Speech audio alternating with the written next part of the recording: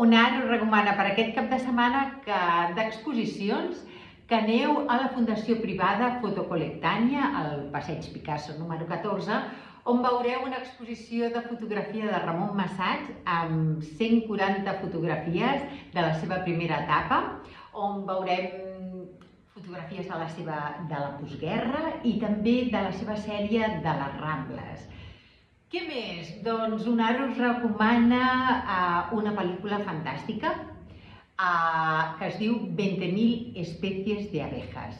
És una pel·lícula que ha sigut premiada tant en el Festival de Berlín per la millor interpretació de la Sonia Otero i també en el Festival de Sant Sebastián. Per què? Doncs a Sant Sebastián per reflexar la realitat de la comunitat LGTBI i a més per fer una difusió internacional de la seva projecció.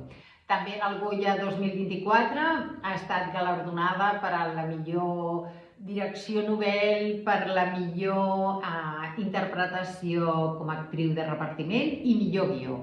La direcció és de Estíbaliz Urresola Solaguren i tant la direcció com el guió són fantàstics. Feia temps que no vèiem una pel·lícula que tractés aquest tema tan i tan bé, amb molta delicadesa i ens va agradar molt, per això us la recomanem.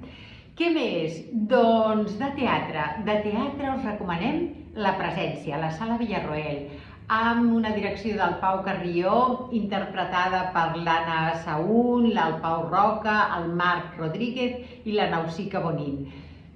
De què ens parla? Doncs ens parla d'una sèrie de confessions entre famílies, entre parelles, entre germans, en uns moments molt delicats, en les últimes hores de vida del seu pare, i també com s'assabenten coses que ni sabien la pròpia família.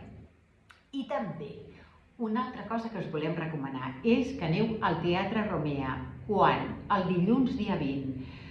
Doncs a veure teatre? No.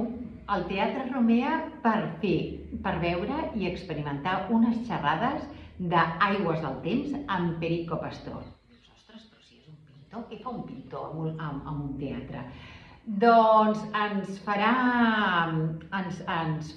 4 obres, 4 peces, amb aigua i aiguaforts, i faran la xerrada de com l'aigua et transforma, no? Et transforma, et reforma el seny, com una metàfora, i també tot depèn també parlant de l'assaig de la Maria Belmonte, del murmuri de l'aigua, com la visió de l'aigua com a líquid que associa la immortalitat, la pèrdua del seny, també l'aigua com una metàfora del temps que flueix, es perd, que es satisfà i es desborda. Doncs esperem que us agradin les nostres recomanacions i que tingueu un bon cap de setmana. I sobretot,